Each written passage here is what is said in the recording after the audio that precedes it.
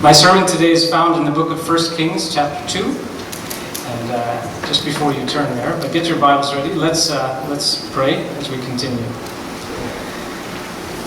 Heavenly Father, I thank you that you have called us, and you've called us primarily. You've called us your own. We are your people, and you said that we are your witnesses. You've determined for it to be like that, and so I pray that you would also give us the heart to know you and walk with you and to do what you've called us to do. Thank you for your word and the way it teaches us. We commit this time to you in Jesus' name. Amen. So as you're turning to 1 Kings chapter 2, I'll just refresh our memory of the history that goes before.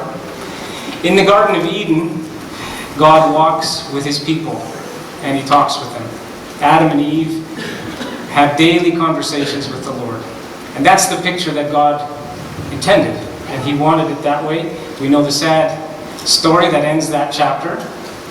But we also know that there's hope, because God's redemptive plan begins in Genesis and it continues on. And so we get to Abraham, and we know that God has a plan. So he calls one man out of a pagan country. He calls him from a place where there's no knowledge of God. And he shows him his plan, and Abraham has faith. And so we, who also have faith, are considered his children. Abraham was also said to be the father of nations, and one of the nations that he founded, of course, is Israel. And so a great deal of the Old Testament deals with the nation of Israel.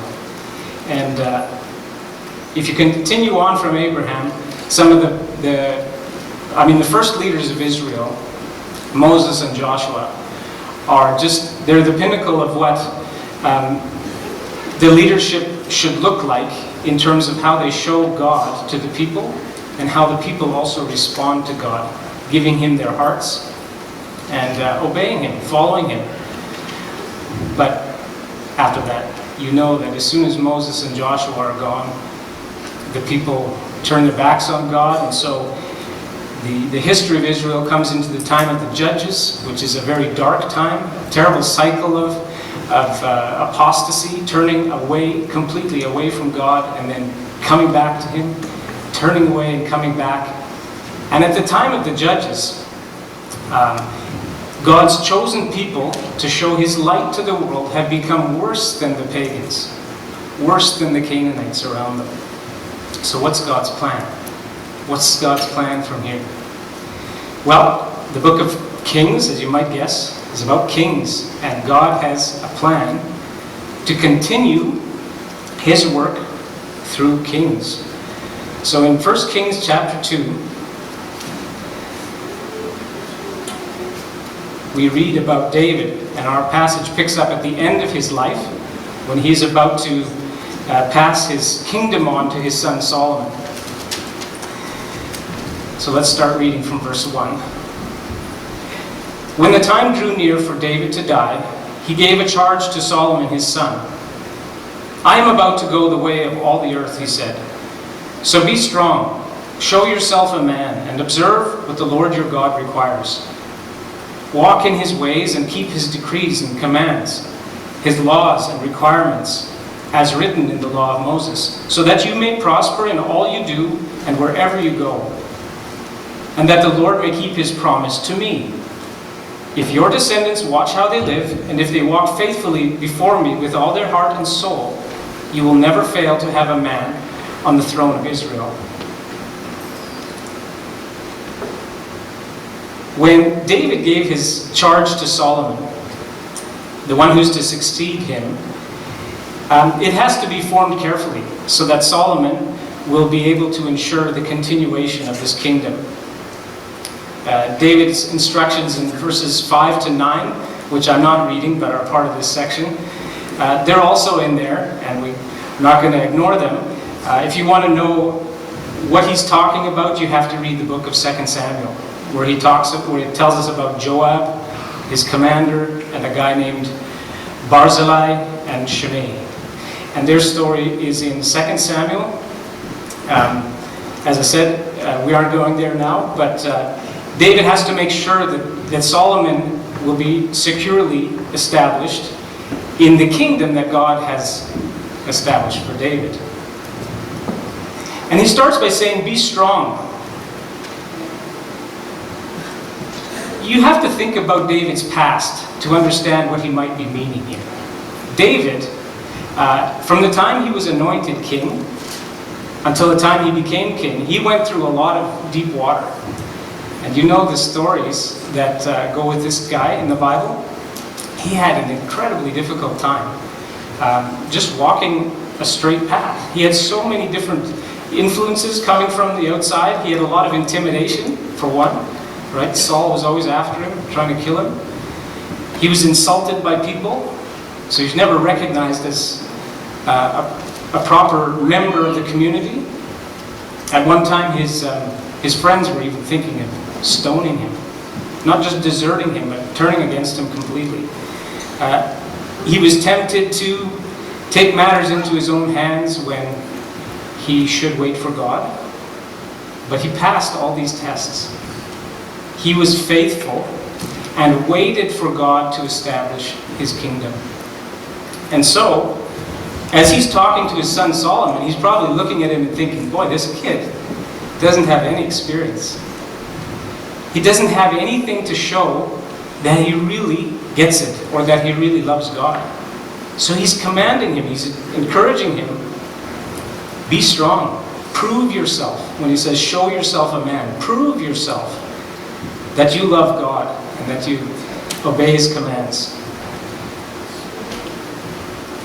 Solomon might be tempted in his position just to sit up there on the throne and summon people and send people and decree laws and judge between people and think that he is the end, the be-all and end-all. And certainly sometimes in positions of responsibility, this could get to our heads. Solomon is being reminded, there is a king above you, and you must keep his requirements. Look in verse 3. Observe what the Lord your God requires. Walk in his ways and keep his decrees. What does it say about the requirements? It's not random or nebulous. He says, as written in the law of Moses. So let's look at these in brief. And in your Bibles, flip back to Deuteronomy chapter 5. And there we'll find some familiar words. We won't read them all, but look in Deuteronomy chapter 5, and we'll look at verse 6.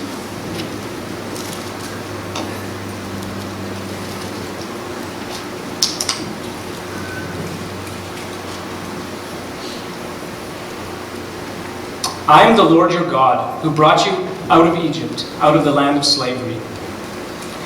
You shall have no other gods before me. You shall not make for yourself an idol. And then skipping to verse 11. You shall not misuse the name of the Lord. Observe the Sabbath. Honor your father and mother. You shall not murder. You shall not commit adultery. You shall not steal. You shall not give false testimony. You shall not covet.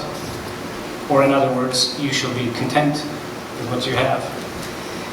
Let's look briefly at the first one, because with this one, all the others are made possible. You shall have no other gods before me.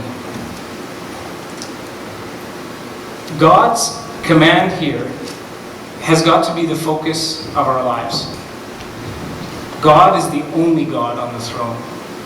So we were talking about the Gumus with their animist beliefs. Easy to accept another God in there and just mix him in with all the others. No. The way this works is that God is on the throne. He is the only one. Now, that's a very kingly kind of way of putting it. Let's look at chapter 5, verse 1 to 5, and then I'll skip over to verse 22, and let's read what's going on around the time that these commands are being given. Moses summoned all Israel and said, Hear, O Israel, the decrees and laws I declare in your hearing today. Learn them and be sure to follow them. The Lord our God made a covenant with us at Horeb. It was not with our fathers that the Lord made this covenant, but with us, with all of us who are alive here today. Think about this. The Lord spoke to you face to face out of the fire on the mountain. At that time I stood between the Lord and you to declare to you the word of the Lord, because you were afraid of the fire and did not go up the mountain. And then to verse 22. These are the commandments the Lord proclaimed in a loud voice to your whole assembly there on the mountain, from out of the fire, the cloud, and the deep darkness. And he added nothing more. Then he wrote on 2 stone tablets and gave them to me. When you heard the voice out of the darkness, while the mountain was ablaze with fire, all the leading men of your tribes and your elders came to me, and you said, the Lord our God has shown us his glory and his majesty, and we have heard his voice from the fire. Today we have seen that a man can live even if God speaks with him. But now why should we die? This great fire will consume us, and we will die if we hear the voice of the Lord our God any longer. For what mortal man has ever heard the voice of the living God speaking out of fire as we have, and survived? Go near and listen to all that the Lord our God says. Then tell us whatever the Lord our God tells you. We will listen and obey. The Lord heard you when you spoke to me, and the Lord said to me, I have heard what this people said to you. Everything they said was good. Oh, that their hearts would be inclined to fear me and keep all my commands always, so that it might go well with them and their children forever. When God is the only God, and he's a God like this, it puts him above all the other gods. There is no other God who wants to be as personal as our God wants to be with us. There is no animistic God that cares about the worshippers. This God actually wants to know them personally. And so he says, I'm not making this covenant with your fathers. They might have had one too, but I'm making this with you. Think about this. God is making his covenant with us, those who are alive here today. And he wants to have this relationship with you, with me.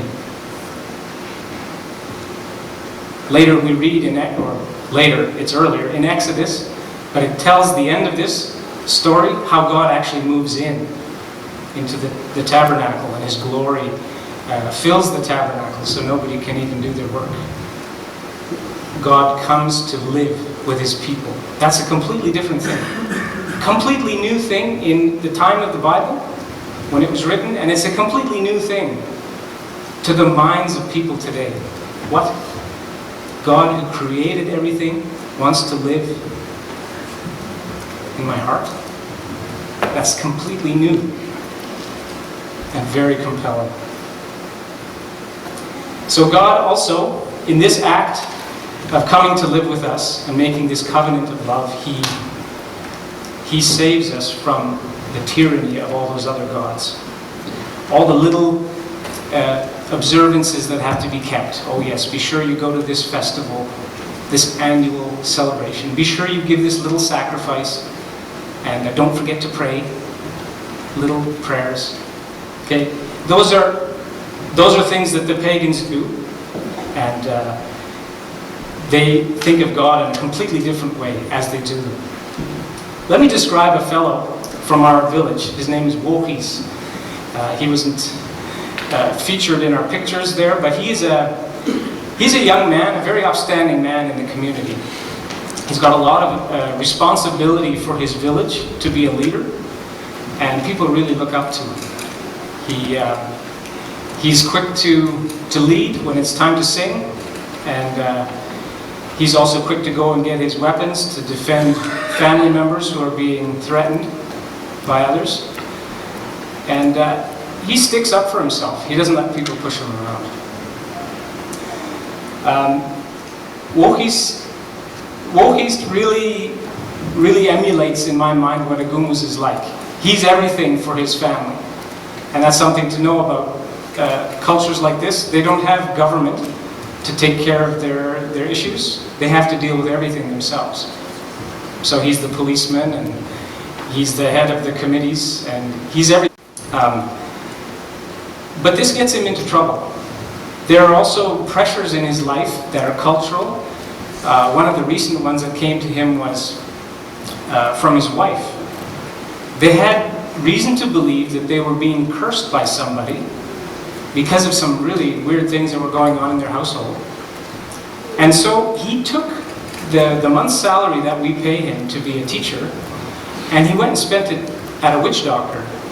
He chose the highest witch doctor he could think of, and he traveled to him and told him the story, and then that witch doctor said, "Oh yeah, they're cursing you, and these particular people are to blame.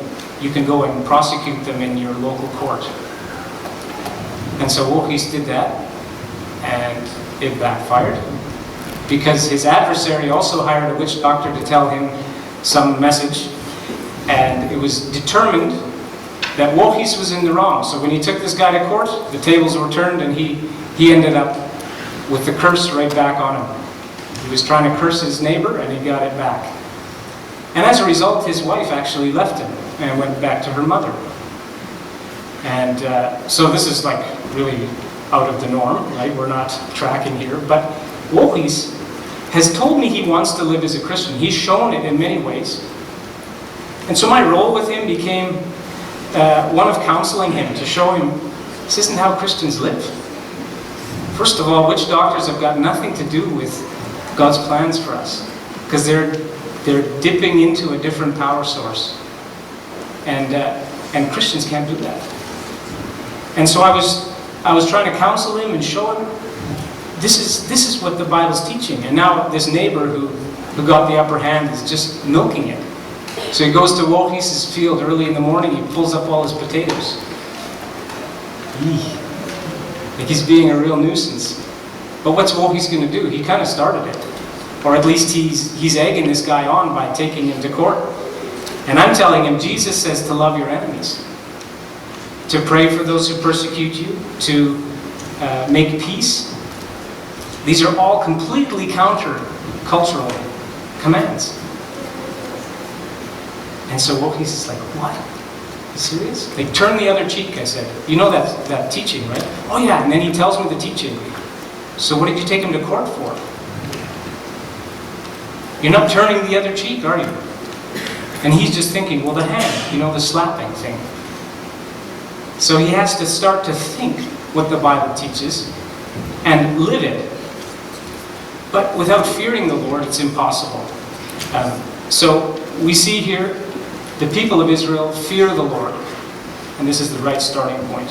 Wochis himself, I would say he fears God. He loves God and wants to serve Him.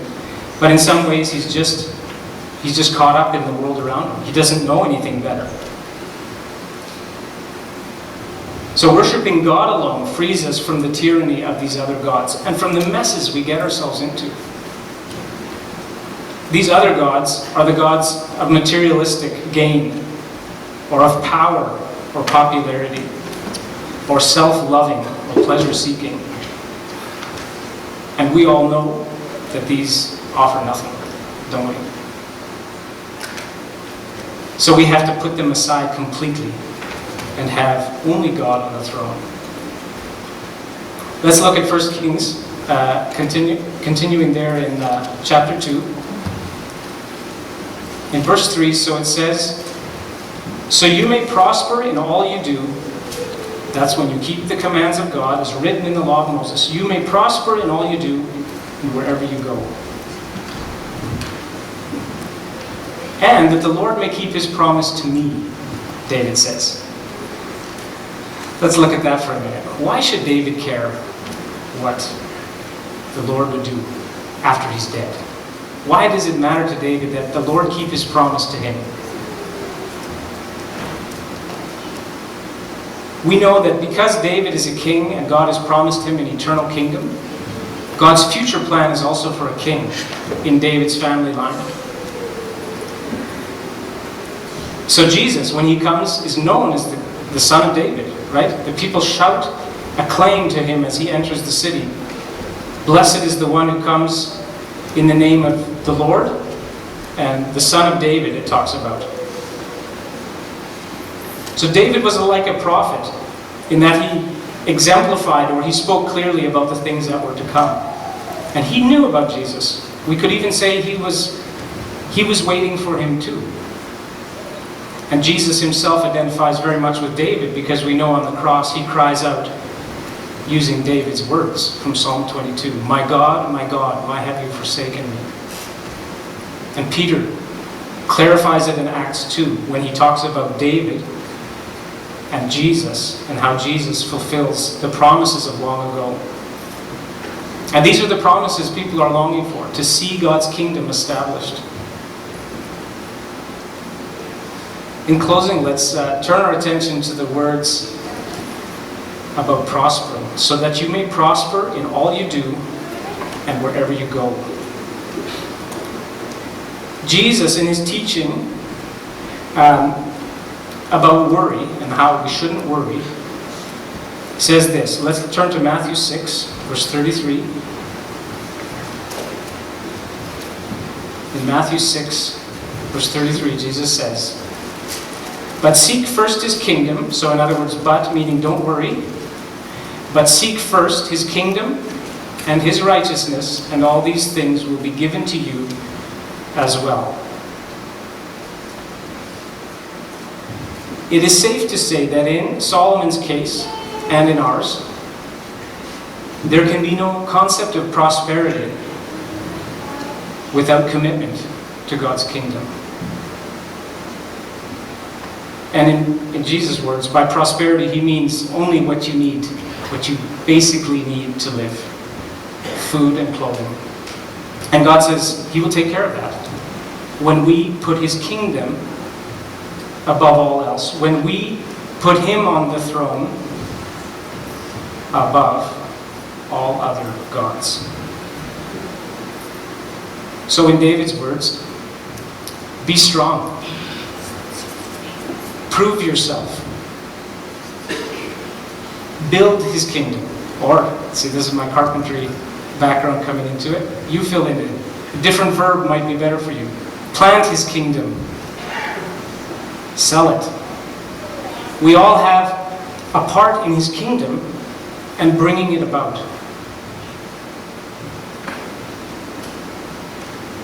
And remember that it's a privilege to speak the words of God. God's generosity to us is to bring him into his family, into a genuine personal relationship with him. And then he calls us to do his work, to speak his words to people who are actually waiting to hear them. It might seem sometimes that a person standing here with a message has their ducks in a row, and that's easy for them. It wasn't easy for me this week. As Angela mentioned, sometimes I think better in a different language, and that language has not been English lately. And it also takes a lot to understand what God is saying. So you know where it talks about reading, well, we sing about it doesn't talk about it. Read your Bible and pray, right? This is how we're supposed to get to know God, and it's true. And in 1 Peter, we read that we must add to this. We must add these other good things. Goodness, self-control, godliness. But in order for our faith to grow, we need to start to exercise what we know and what we've learned from God's Word. So that wherever we go and whatever person we meet, whether it's someone we meet all the time, and we can predict those meetings, or sometimes with strangers, it's a privilege to tell them what we're learning about our Lord. And they're dying to hear it. Let's pray together. Father, I thank you that you have called people from all over the place. You've called Gooms people from far away. You've called people from here in Canada, in our town and around our area. And you're calling us to live a completely new and different I've completely different interpretation about who God is. Thank you that you love us enough, and that in your great generosity you have made a covenant of love with us, to be our God, that we can be your people. Give us a sense of the honor that it is to speak your word, the privilege that it is to preach it or to explain it to people, and fill our hearts with this love for you. May there be no other gods in our hearts but you, O Lord. Help us to cleave to Jesus, your Son, and to his promises, that he will be with us wherever we go. Thank you in Jesus' name.